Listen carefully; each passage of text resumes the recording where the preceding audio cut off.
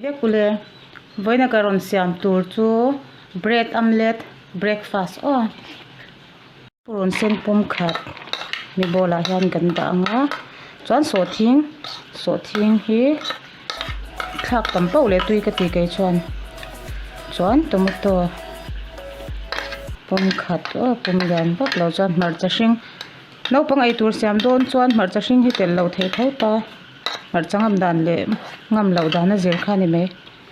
chuan mi chu hian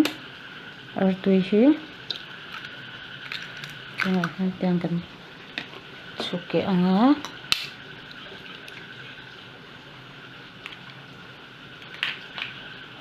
chuan chi kan khlak nga lang artui pum hnia chuan chi ngai tam lo ti zat pel hi chuan khu kan chokang kan chuan he eng kan khlak anga chuan kan chok le hi nga uluk deuh chaw tur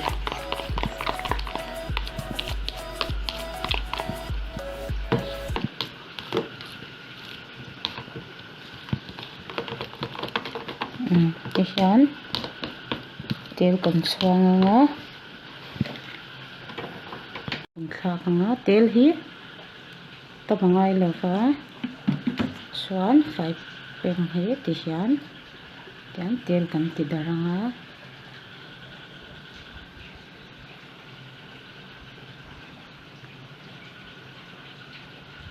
sa to ti hian kan khlak anga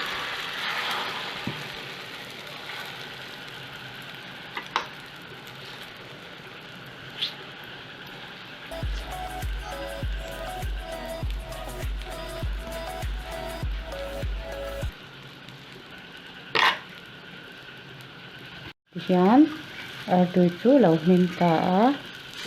chuan tiang kan off anga kan dar ang ti hian tel tlem kan lenga tel kha tam te cha mangai lova chuan tlema sa deuh hun kan nga ka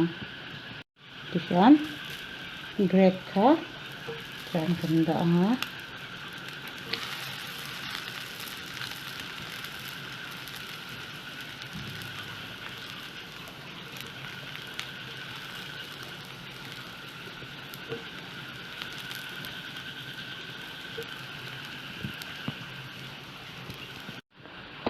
hian kan hem lung sa hian kan da anga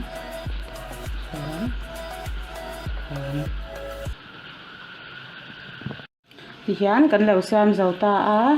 chuanin zingkara cho ma deuh han ei ti hi